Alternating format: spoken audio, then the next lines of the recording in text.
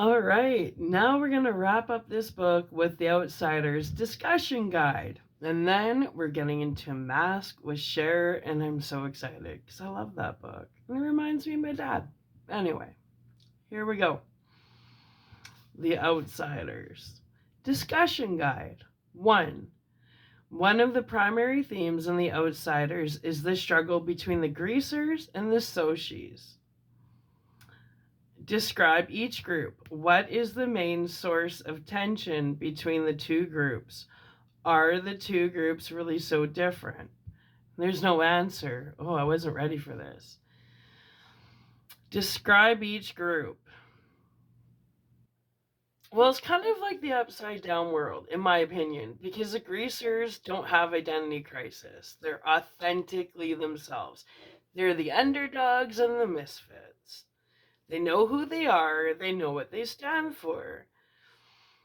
The Soshis, they are beehive minded. They're everything they think everybody wants them to be. So nothing's really real with them.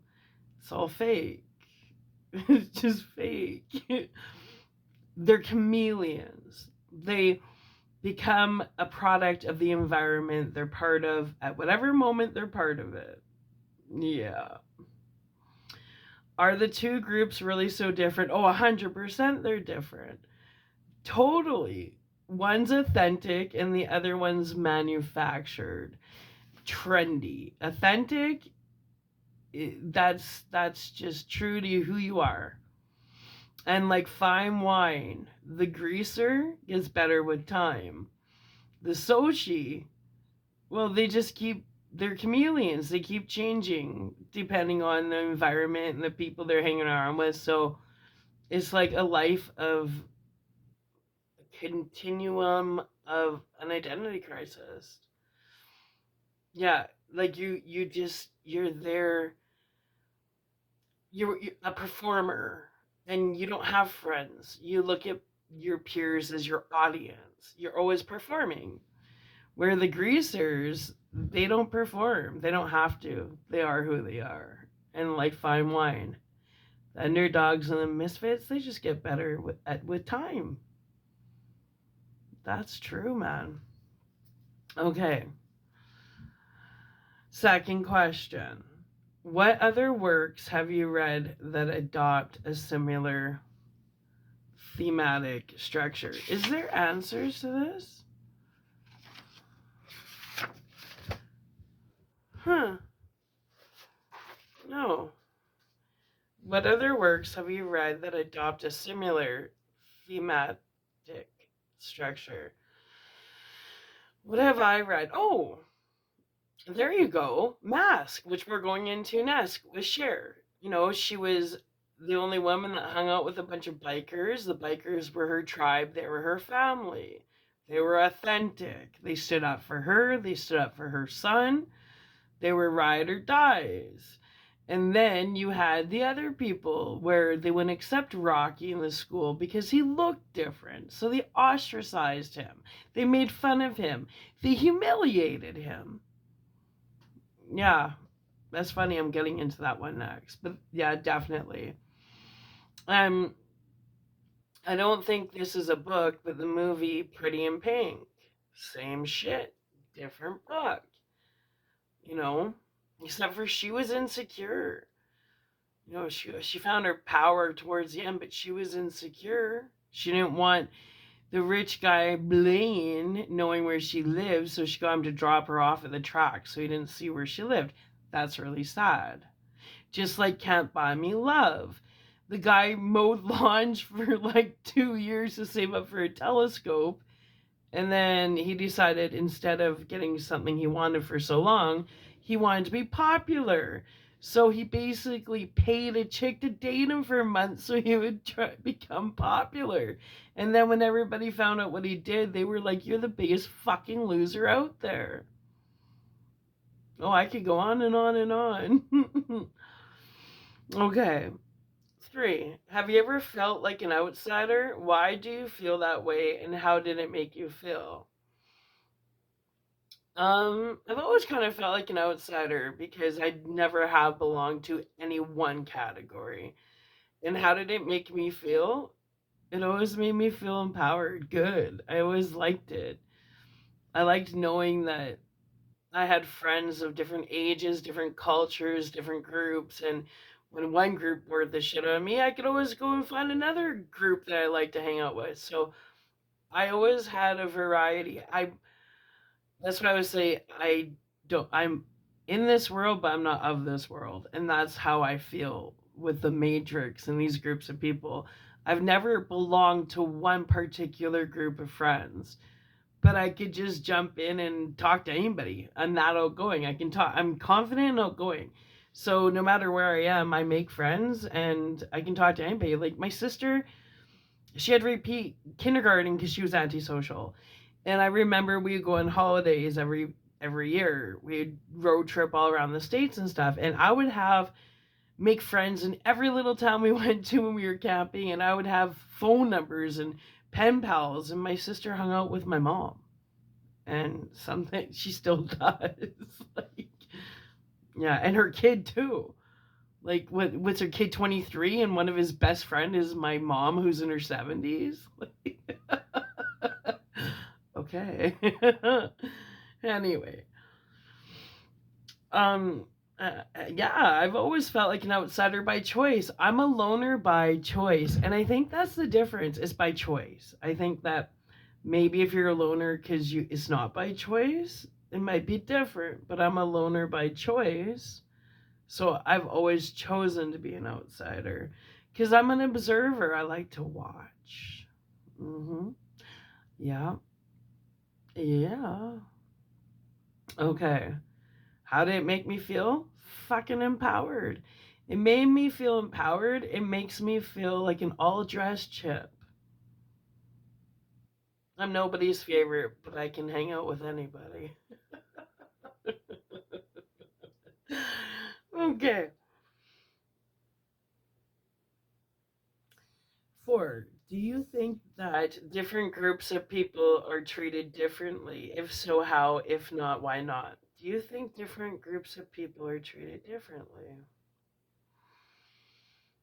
No.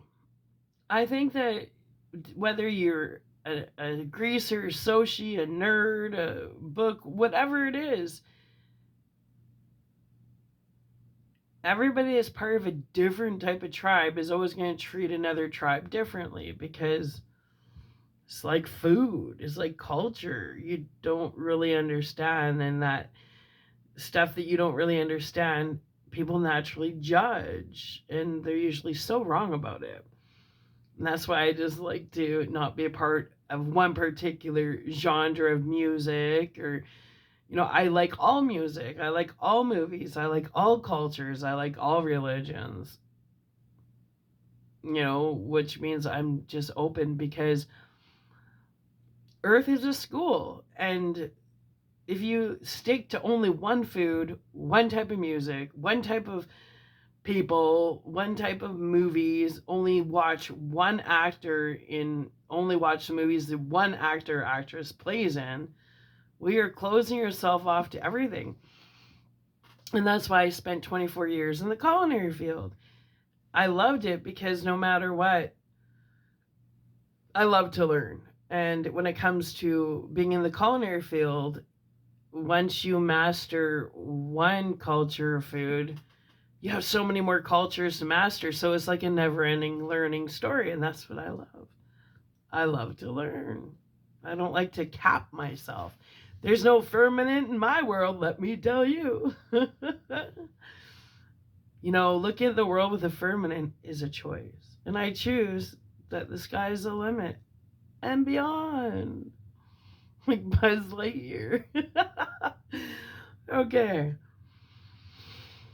5. Imagine that you were a character in the book. Would you be associated with the greasers or the Soshis, and why? Greasers, of course.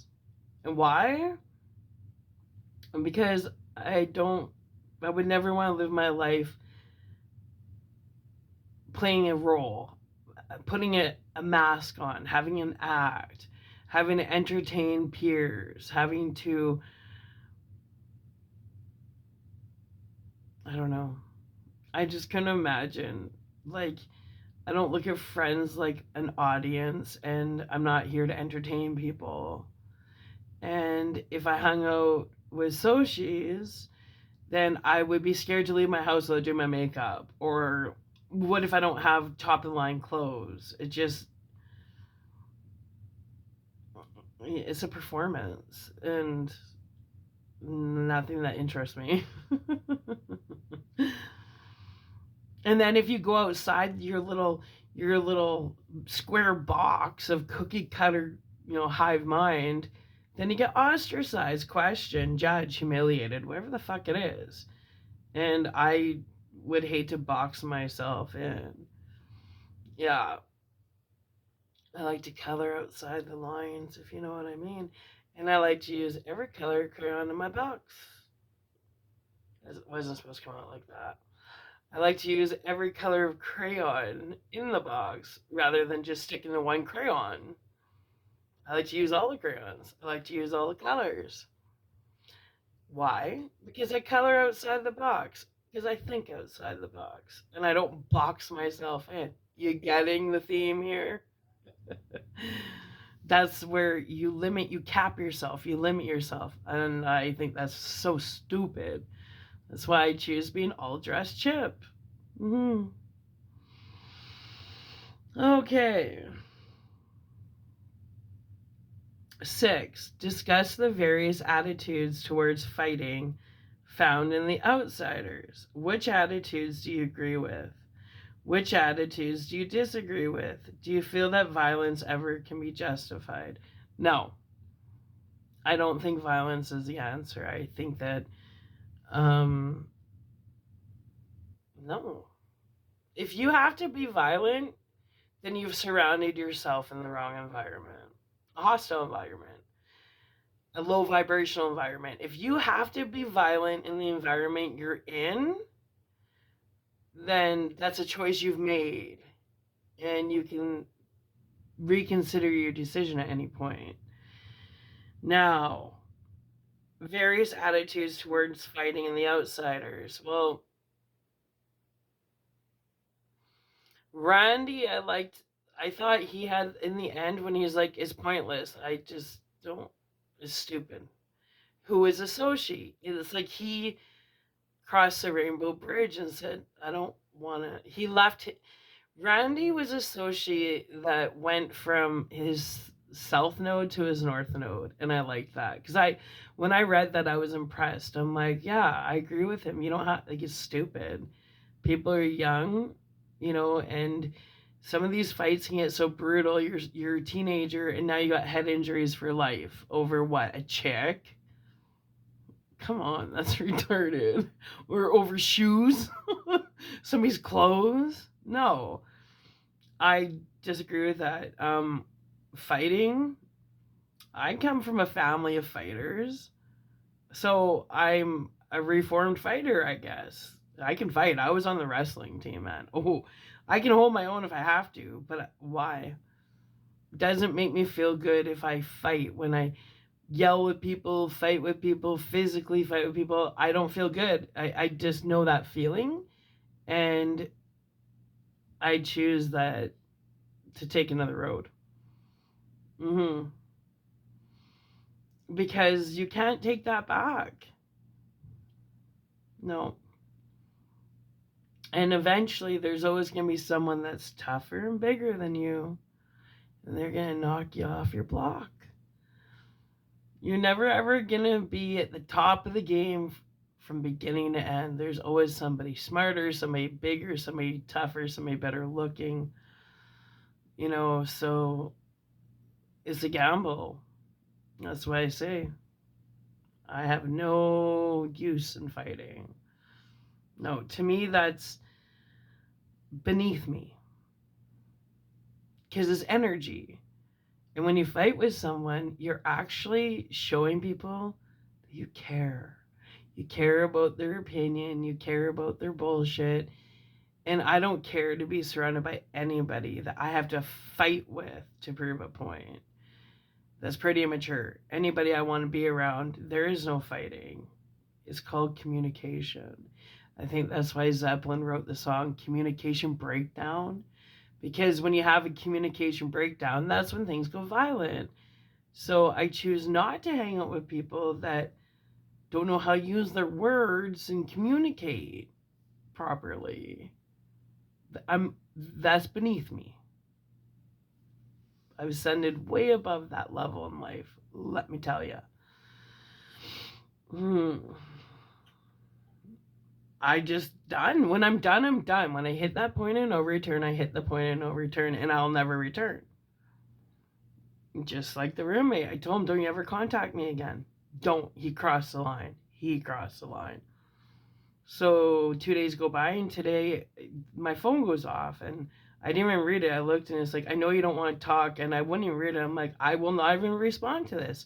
You don't exist in my world anymore. You're blocked. You're done. You've crossed the line too many times. You can only call me a cunt so many times before I'm like, fuck off. You're drunk. You're done. Call one of your loser friends. I don't care. You don't exist in my world anymore, and I shouldn't exist in yours, because if you want to continue calling me a cunt all the time and thinking that's okay, well, then that's not friends. Friends don't do that, and don't do that in front of my kid. Like, I don't understand where he gets off. So I'll tell you one thing, if someone called his mom a cunt in front of him, I'm sure he wouldn't think it was funny, but it's okay to call me a cunt in front of my kid all the time? I don't think so. That's not a friend. Who the fuck needs enemies when you got friends like that? He's just the guy that lives above that annoys the piss out of me, that is dead to me. He doesn't exist. He's crossed the line of no return.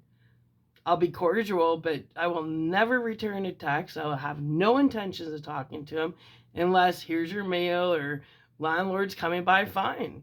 You're just a guy that is a renter. And just because I share a house with somebody doesn't mean I have to talk to you, like you, or be your friend. That I didn't sign a lease stating that I had to do that. I'll be cordial, I'll be polite, I won't be rude, but you don't exist in my world. You're not my caliber. I am so beyond that shit. Yeah. I don't hang out with like drunks. I just don't. I don't have to. They're low vibrational, they're empty vessels. You know, to me, alcoholics are worse than drug addicts, because they're all like, I didn't say that. I don't remember saying that.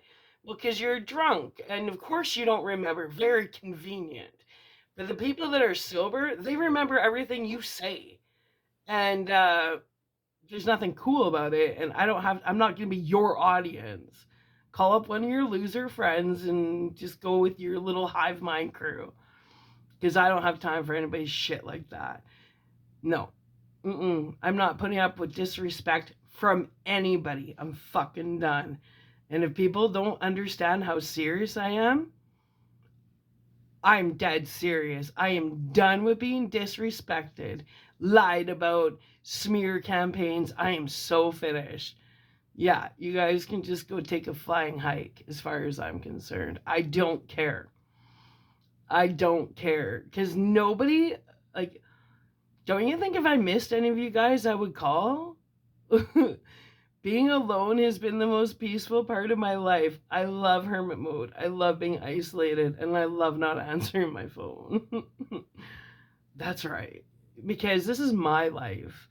And tomorrow's not promised. So if today's my last day, which it won't be because I'm going to live to be so old, but tomorrow's never promised. So why the hell am I going to waste my precious time on somebody else's bullshit?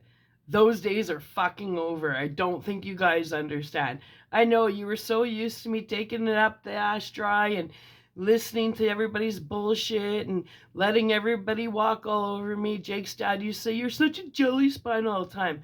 Well, let me tell you, the person you guys think you know, she's long gone. You don't know me.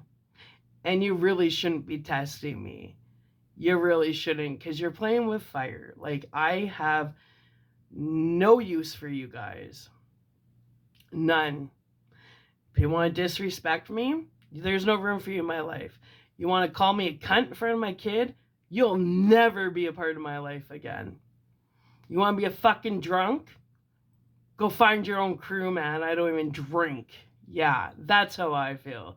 So the girl you guys thought you knew, she doesn't exist anymore. Sorry. Um, 6. Discuss the various attitudes towards fighting found in The Outsiders. Which attitudes do you agree with? Which attitudes do you disagree with? Do you feel the violence can ever be justified? No. Mm-mm. I don't believe that there's ever justification for violence. Nope. Mm-mm. In fact, I read somewhere one time, Mother Teresa said, if you invite me to an anti-war, like, what's it called? Um, protest, I won't show up. But you invite me to a pro-peace protest, I'll be there. And that's the same. That's with exactly what I was saying, like 100 videos ago about the difference between disagreeing and being disagreeable. You know, one is saying like disagreeing is saying I won't go to an anti-war protest. I'll go to a pro-peace protest. Being disagreeable is going to the anti-war protest and bitching about it the whole time. That's right. Do I ever think violence can be justified? No. Mm-mm. Don't agree with violence. And I can say that because I grew up in a totally violent household. So I do know what the hell I'm talking about. And ever since I ditched all of them, my life's been peaceful. And you couldn't pay me enough to go back to partaking in that kind of low vibrational, pathetic attitude.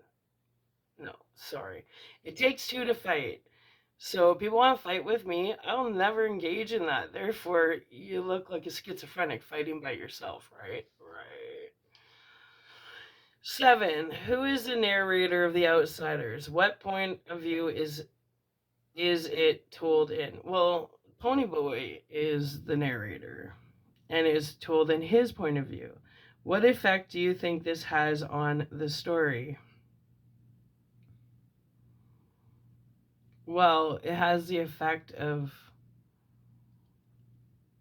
very personal. Like somebody that knows what the hell they're talking about. Like what I say when I say I grew up in a violent household and I will never engage in that shit again.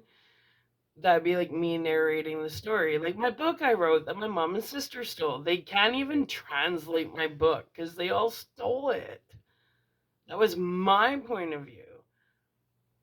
Don't speak for me, you fucking retards. Idiots. Especially you guys. 8. How do Ponyboy's relationships with Derry and Soda Pop differ? Well, Derry was like an authoritative figure and Soda Pop was more of his friend. Do you think Derry loves Ponyboy? Absolutely. He has tough love for Ponyboy. He loved him a lot more than Ponyboy even understood. Because there's no way he would put that much energy and attention into him if he didn't love him. Mm-hmm. That's like they say not disciplining your child is one of the worst forms of child abuse. Because sometimes kids will act out so they get disciplined, and when they don't, because they're looking for attention, so if they don't get positive attention, they're going to find a way to get negative attention because to them attention's attention, right? And when you get attention, you feel like somebody cares still. Yeah. So Derry did love Ponyboy more than Ponyboy even had a clue about because he gave him so much attention. Why does he treat Ponyboy the way he does? Because he saw that Ponyboy had a lot of potential. And I'm like that with Jake. Jake has so much potential, so I'm a little hard on him. I push him. Because I know that kid, the sky's the limit. He's brilliant, he's good looking, he has so much going for him, so I'm going to push him. So that eventually he takes the reign and pushes himself. But until he, and he's starting to push himself now because I've always pushed him. And it pissed him off for many years, but now I catch him pushing himself, and I'm like, nice, because he's built the confidence. He believes in himself. And he was mad at me for years, thought I was hard on him. But now he's realizing I pushed him because I saw the potential in him that now he knows he has. So he can self-regulate that, and he pushes himself, which is such a beautiful thing. Because now I just sit back and smile. I see him challenge himself. I see him rise to the occasion without me having to be like, Jake, why aren't you doing this? He surprises me all the time now. I am like a doting mom. I love my son, and I'm so proud of him. But I pushed him, and everybody would be like, you're so hard on him. I get so pissed off because people are like, you're so hard on him. And then in the same sentence being like, Jake's the best kid I know. I'm like, duh, that means I'm a good parent. What, you think that the best kid you know comes from a shitty parent? No.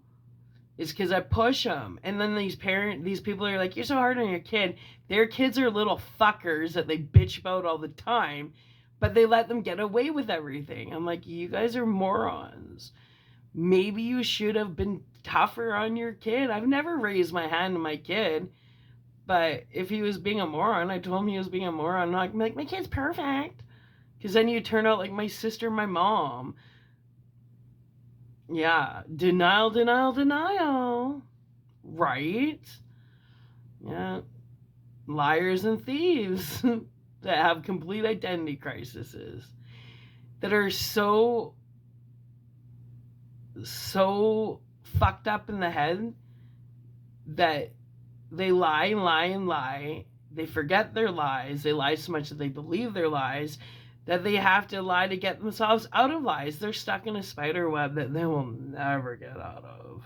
Oh my God. And all you little followers that got trapped in their spider web, you better get the hell out, because you're going to be stuck with them. You're not going to be able to get out either. They're the typical misery loves company, and you guys are their company. Yeah, get out while you can, because that ship, it's gone down. It's going down fast. Faster than the fucking Titanic. Yeah. Number 9, Johnny is portrayed as being particularly quiet and sensitive. Why do you think he is this way? How do the other greasers treat him? Why was he quiet and sensitive? Because he was beaten at home all the time. And I think he always felt like he didn't matter, so I guess he just learned to keep his feelings to himself, and he was sensitive because his feelings were never dealt with, so they were always right at the surface. And that's what I think. How do the other greasers treat him? The other greasers treated him like he was tough, like he could put up with a lot. And that's really sad, because he already had to put up with a lot at home. So why should he have to put up with a lot outside the home, you know? Yeah. Or everybody thought that he was like so tough that he could deal with everything. And, you know, that's not fair. Because eventually you need to break. You know, you need to know that people know that you do have feelings. And some people are tough because they have no other choice but to be tough. Which in a weird way, that toughness is just a front. Yeah. And that's why he slept alone in the park all the time. And I can guarantee you, he cried himself to sleep all the time, like in the book. You know, that kind of situation. I think that he was the type that cried when he was alone, cried when he was in the shower, cried when nobody was looking. And I think he cried a lot more than anybody knew. His character.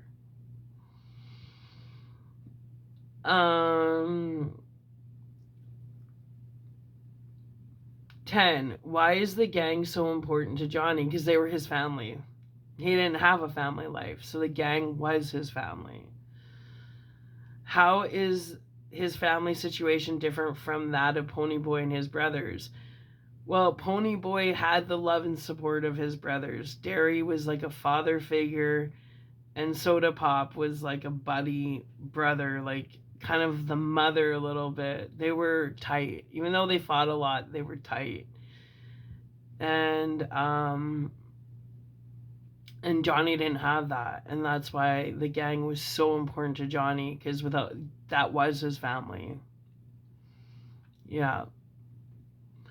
11. Dallas is portrayed as a particularly tough character. That's Matt Dillon in the movie. What makes Ponyboy admire him? Is Dally redeemed by his love and concern for Johnny? Ponyboy admired Dally because Dally didn't give a rat's ass what anybody thought of him, and Dally was the most authentic. He didn't care. He was authentic. Yeah, there was no act with Dally. What you saw is what you got. That's what was awesome about Dally. Is Dally redeemed by his love and concern for Johnny?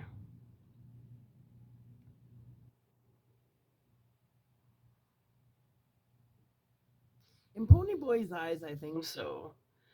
But if you think about it, Dahlia was redeemed by a lot of people, like Cherry. She said, you know, oh, I could easily fall in love with him. And Ponyboy was like, what, Dahlia? Yeah, because he was authentic. There's something really sexy and hot about being authentic. Yeah, it's a one of a kind. It's like a diamond in the rough. One of a kind. There was only one Dally out there. Yeah, and that's what made him hot. 12.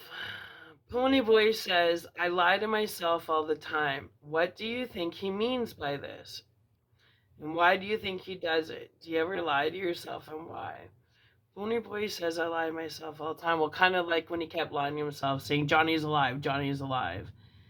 Because your belief system does become your reality, but it can, in that case, it can put somebody into psychosis. What do you think he means by this? And why do you think he does it? Yeah, what do you think he means by this? I lie to myself all the time, because that's how he creates his reality.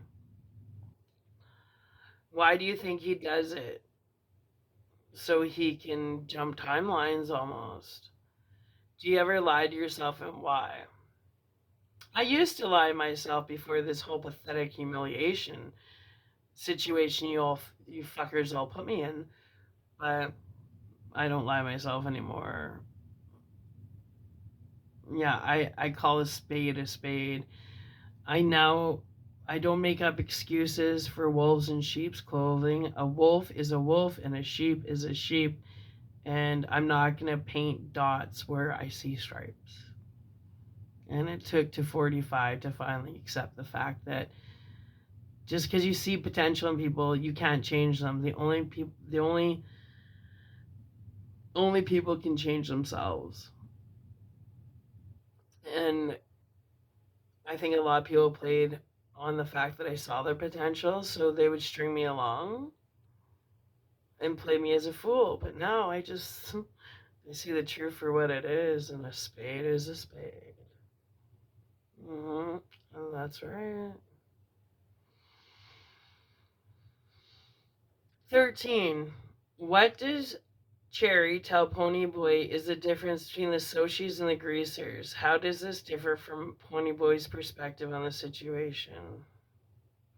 Well, she talks about how the Greasers have to put so much work into maintaining that reputation, um, and then the Greasers are just them. They're free. I think the Greasers were free, and the Soshis were boxed in. Yeah. Kind of like on The Breakfast Club when Emilio Estevez, he's in detention because he duct taped some kid's ass together, his ass cheeks, and when he had a hairy ass, and then when they tore off the tape, it took his skin off, and he cried because he said he did that to impress his father, and he would have in the movie been considered a Soshi because his dad was an athletic dad. So And he felt horrible about it. And he put that kid through a lot of pain. And he did that to impress his dad. So I think that was the thing. A lot of Soshis will be bullies because they come from alpha male fathers and they feel like they have to live up to something. That kind of thing. How does this differ from Ponyboy's perspective on the situation? Well, I think she opened his eyes um, to the fact that he was free to be himself and that the Soshis aren't. And a lot of the shitty things they did was to impress other people. And the things the greasers did was they never did anything to impress people. They stood for something. Mm-hmm. The greasers would never compromise their values to suit somebody else's needs, where the Soshis were constantly compromising their values to suit everybody else's needs. That's pretty sad. That's like a performer. Show off. Insecure. Identity crisis. Being who the hive mind wants you to be. So you feel accepted. That's sad. That's sad. That's so sad. And people live that way. Sometimes they live their entire life that way and never know who they are and can't stand 1 minute being alone by themselves because it scares them. It scares them to find out that they have no substance. No. They're just fragments of everybody they thought they were supposed to be. That's sad. Yeah. Okay.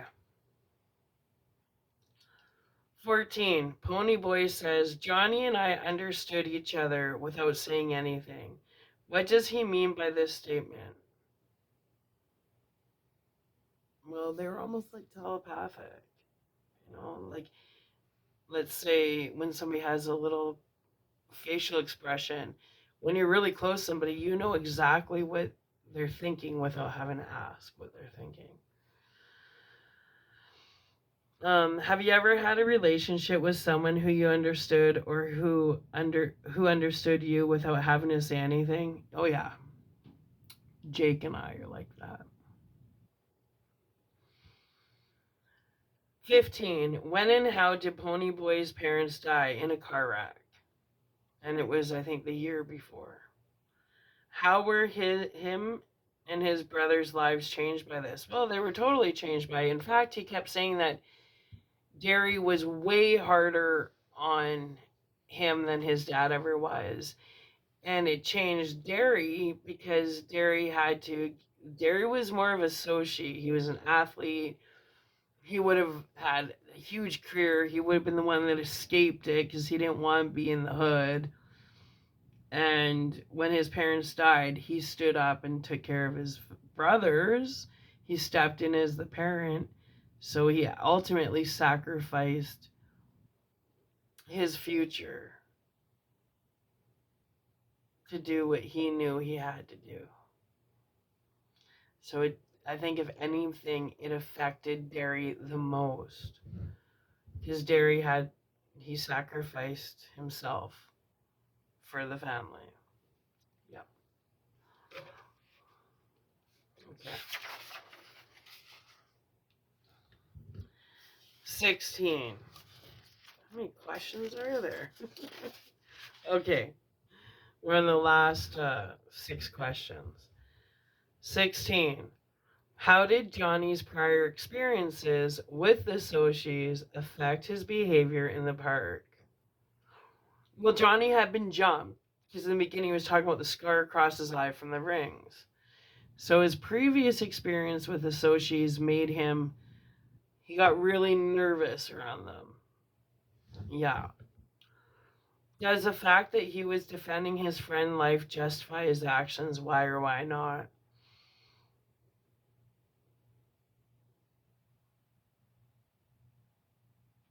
That's a hard one because I don't believe in taking the life of anybody But if somebody was drowning my best friend, I know I wouldn't kill them, but if I had to, like kick them in the knees or break an arm or something to save somebody's life, I would have to do that. I wouldn't stand by and watch somebody kill my friend, but I wouldn't kill them. I would just restrain them. you know, I would hate to hurt somebody, but if I had to hurt them to save another person's life, I wouldn't, not life threatening, I would restrain them. I've restrained my brother's wife before because she was a drunk lunatic at my mom's house, destroying her house. So I didn't hurt her, but I restrained her. She was destroying my mom's house. She was being a drunk. And my mom was having a panic attack. So somebody had to do something. I just restrained her. Yeah. But I didn't hurt her, but I restrained her. Somebody had to stop her. She was smashing glasses all over my mom's basement and throwing popcorn everywhere. She was a fucking drunk. Yeah. She was destroying my mom's house. My mom was like, oh my God. She wouldn't do anything. She was just, and I'm tough. And I had to restrain her. She was so drunk she probably doesn't remember, but that's just like every Saturday. Anyway. Um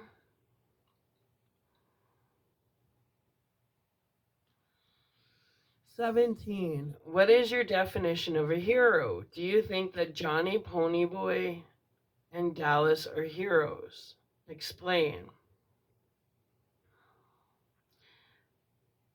Definition of a hero. Well, I think Johnny was a hero when he saved the children from the burning fire. Absolutely.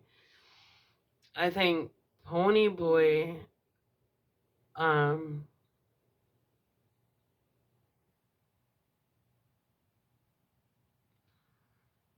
Ponyboy helped save the children, which made him a hero too. But Johnny put his life on the line for the children. Like Ponyboy helped, but Johnny was the hero in that situation. And did I think Dallas was a hero?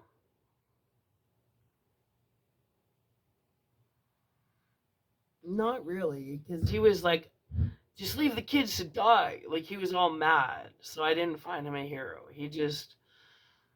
I think he just felt like, I'm not gonna stand here and watch my friends do this. I might as well. But like you said, if he was alone, he would have just let them die. So no, I didn't think he was a hero. Ponyboy followed Johnny. The hero in that story was Johnny. He's the one that died to save those kids' lives. He was the hero. Yeah. He redeemed himself. Yeah.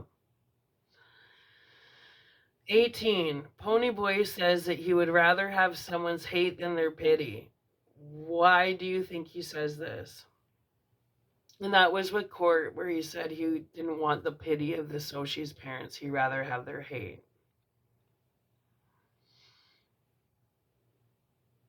Because he stood for something, and the last thing he wanted was for anybody to feel sorry for him.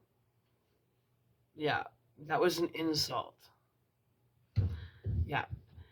That's the difference between sympathy and empathy. Empathy is putting yourself in someone else's shoes and understanding. Sympathy is feeling sorry for somebody. And I understand that. It's the same as a hand out and a hand up. A hand out is keep on giving people fish, and a hand out is I'm going to teach you how to fish. Yeah, that's exactly what I wanted to say. Ja. Okay, so um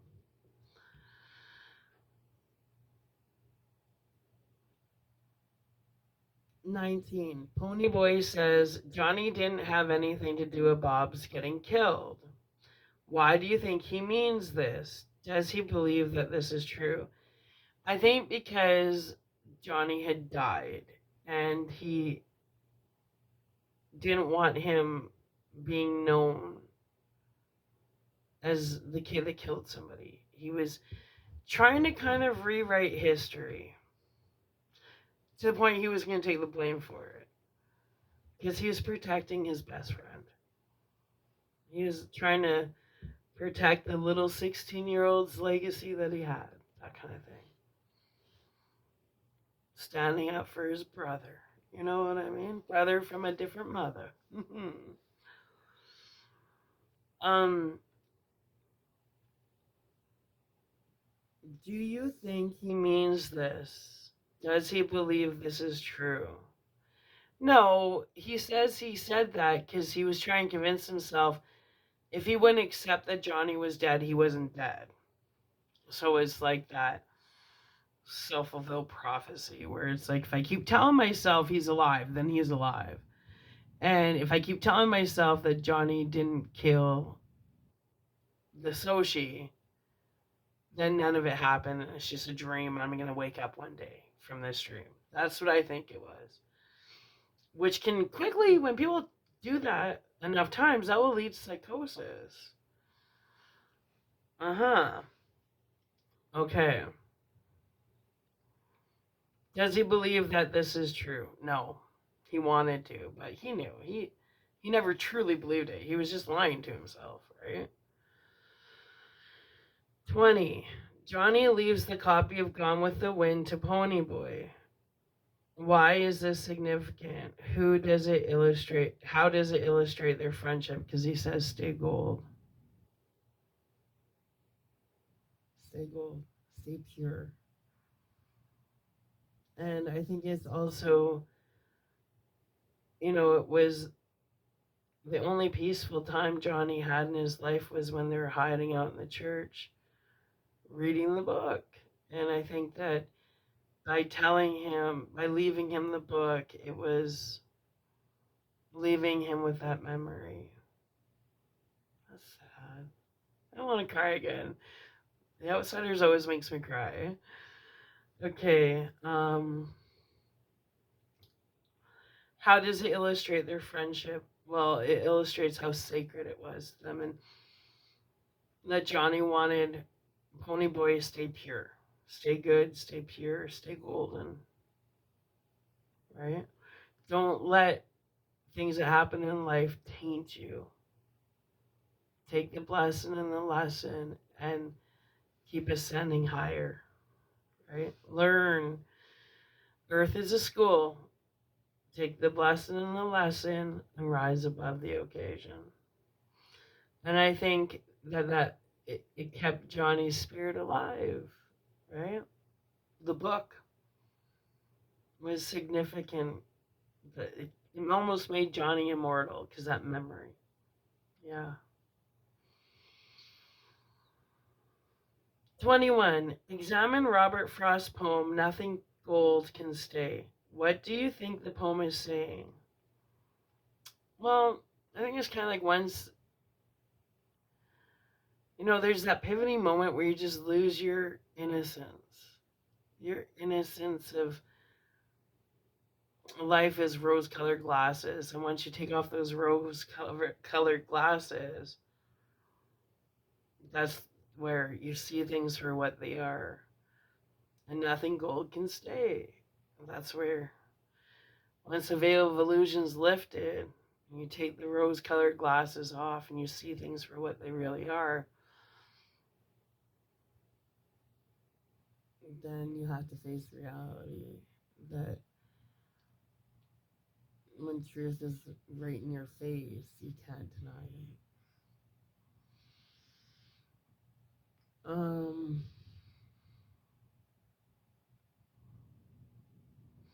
How does this apply to the characters in the novel? Well, the death of Johnny and Dolly, that was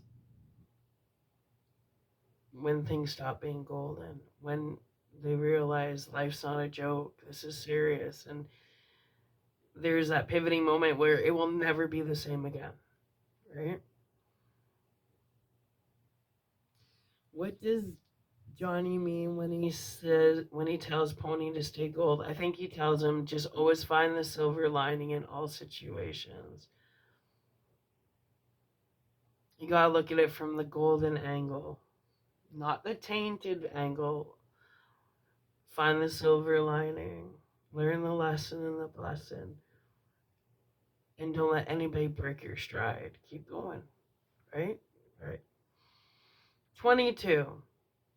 Do you think it is obvious that the novel was written when the author was only 16 years old? Support your answer with details from the book. Well,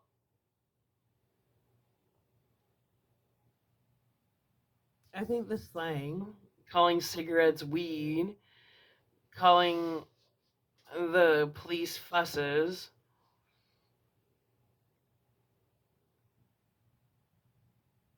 eating chocolate cake for breakfast, you know, having horses called Mickey Mouse. Like, yeah. You know, the issues at hand were teenage issues, like the things, you know. I think it was quite obvious it was written by a 16-year-old, but it was so well written. Support your answers with details from the book. Well, I think I just did. Because when an adult's trying to write a younger person's book, they forget the little details, right?